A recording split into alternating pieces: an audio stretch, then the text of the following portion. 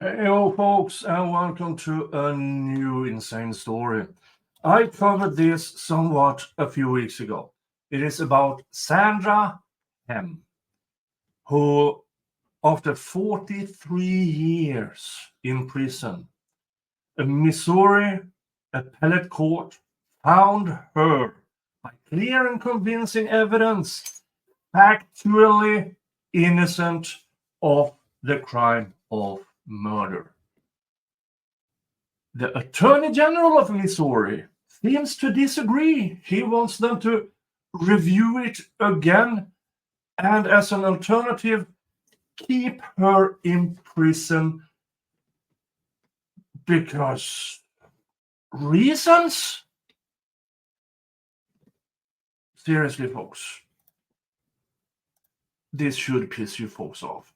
This is not good. Welcome to the show.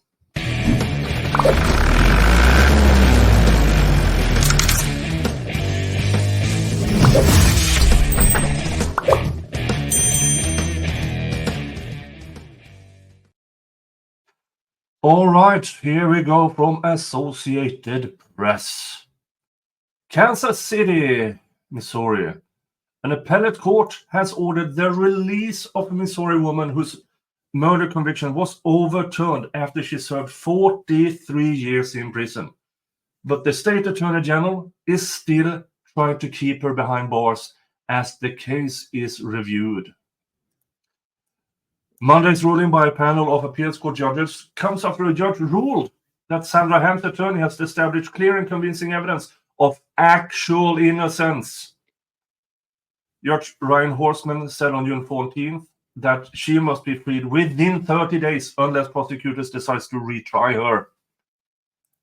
The appeals court granted Republican Attorney General, I don't give a fuck if he's a Republican or Democrat, he's a twat, Andrew Baily's request to review Horseman's decision, but told Horseman meanwhile to establish her bail terms and set her free. The Attorney General's office, which almost always objects to wrongful conviction claims, then asked the appellate court to reconsider, saying the court didn't give them enough time to argue against her release. You twat. You had months, if not years, of the Innocence Project driving this case forward. They know who probably did this. It was a crooked cop named Michael Holma. Now, he can't be tried for this because he passed away in prison in 2015 for, what was it, second-degree murder or manslaughter. So, that's 2 victims of Michael Holma. How many more are there? Because Missouri State Police, investigators, and prosecutors decided, oh no, he's a cop, we must protect him. Let's frame this one instead. How many victims? And this Attorney General seems to be from the same place. We don't care if people are innocent, as long as cops are protected. Now, cops protect, all for it, unless they are probable serial killers. Seriously, you twat. Oh, this is not going to get monetized. Who cares? Baily's office also argued that Hemme was sentenced decades ago to 12 years for violence in prison, and she would start serving that penalty now. Here's the thing. She wouldn't be in prison if it wasn't for your absolute horseshit prosecutor at the time and investigators who actively hid information about the actual culprit of the crime. She wouldn't be there. So arguing that she should start serving it now, not even time served, that's just plain evil. Her attorneys responded Tuesday that keeping her incarcerated any longer would be a draconian outcome. I agree. Hemme, now 64, has been serving a life sentence at a prison northeast of Kansas City after she was twice convicted of murdering the death of library worker Patricia Jaschke. She is now the longest held wrongly incarcerated woman known in the U.S., according to a legal team at the Innocence Project. After an extensive review, Horstman found that Hemme was heavily sedated and in a malleable mental state when investigators repeatedly questioned her in a psychiatric hospital. Police ignored evidence pointed to a discredited fellow officers who died in 2015, and the prosecution wasn't told about FBI results that could have cleared her, so it was never disclosed before her trials. Yeah. Investigators, prosecutors had the information at the time, but they had an easy conviction, a mentally unstable woman. Easy conviction. Easy conviction. I hope you rot in hell.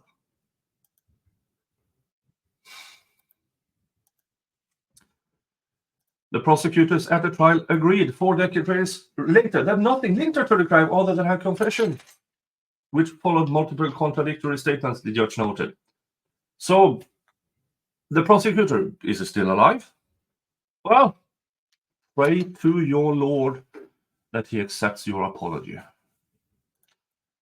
Her attorneys described her ultimate confession in court findings as often monosyllabic responses to leading questions.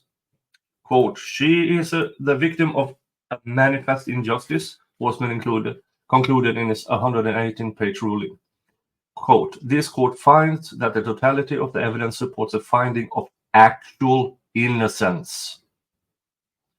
But Baily, the Attorney General, the big twat in the office, then sought a delay in Hemme's release to allow an appellate court review, saying she represents a safety risk to herself and to others, citing a 1990s attack on a prison worker and statements she made decades ago about enjoying violence and arguing that the evidence she presented is not newly discovered. So Hemme did not meet the actual innocence standards as a matter of law. I don't care if you're a Republican or a Democrat or independent. If this is your stand against actual innocence, you deserve homelessness. You deserve to have no home. You deserve to live on the street and see how well you adapt. You absolute twat. The Buchanan County Prosecutor's Office, which tried the case, didn't respond to requests for comment. And here are some factual things. Hemme was arrested weeks after the death of Jaschke, a 31-year-old library worker who lived in St. Joseph, Missouri. After Jaschke missed work on November 30th, 1980, her worried mother climbed through an apartment window and discovered her daughter's undressed body on the floor, surrounded by blood, with her hands tied behind her back and a telephone cord and a pair of pantyhose wrapped around her throat. A knife was under her head. These and other details were released to the media by St. Joseph Police Chief Robert Hayes, as the crime prompted a massive investigation. Meanwhile, the department took only a cursory look at Michael Holma, a since discredited St. Joseph police officer who was being investigated for insurance fraud and burglaries, and ended that investigation after evidence cast doubt on his alibi. Holma's plea deal included a promise not to prosecute him for any other criminal matters now under investigators. He died in 2015, according to the judge finding of facts. So, that's how they did it. How they framed Sandra Hemme. They knew Michael Holma didn't have an alibi. They knew he was committing a lot of crimes. And Jesus freaking no. Hemme wasn't on anyone's radar until she showed up more than 2 weeks after at the home of a nurse who once treated her, carrying a knife and refusing to leave.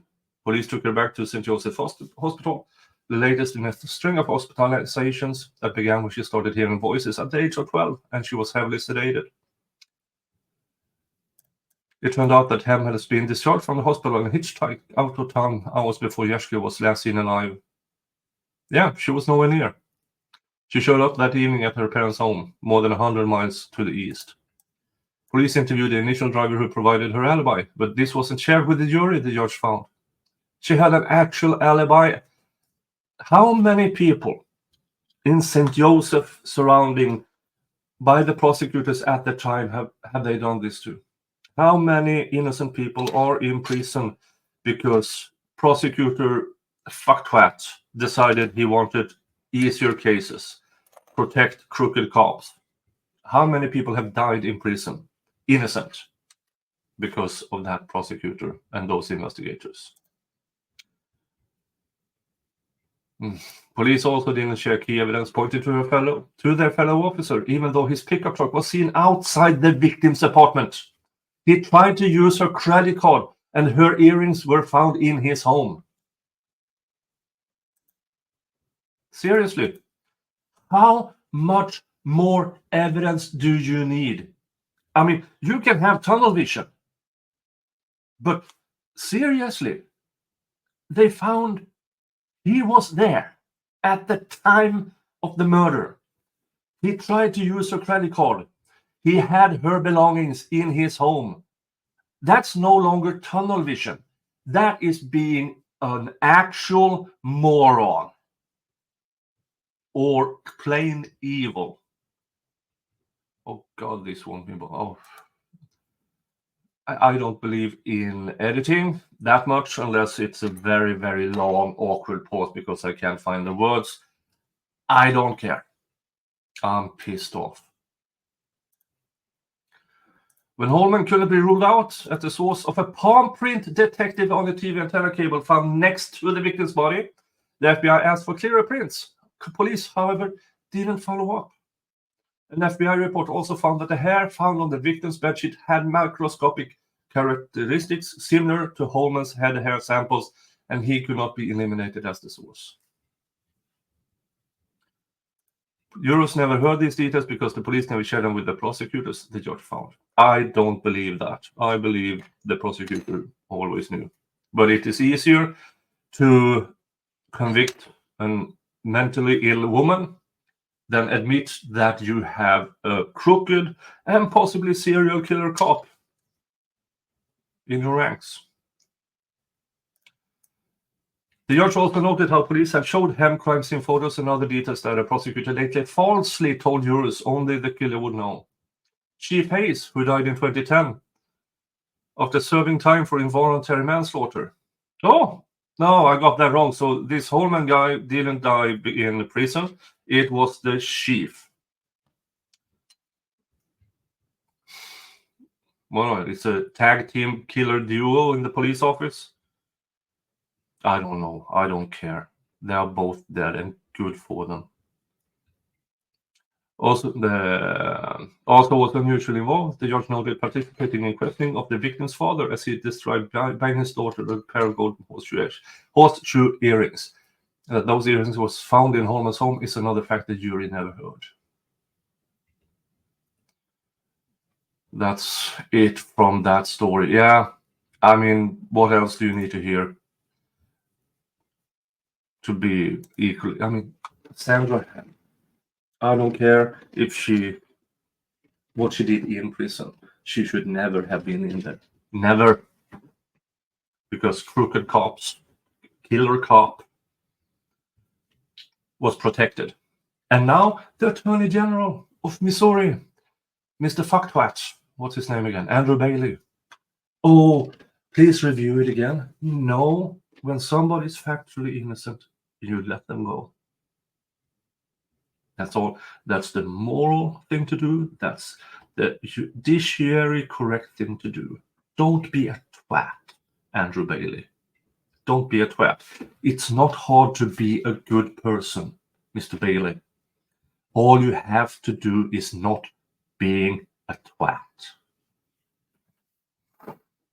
All right, that is all I have for you today.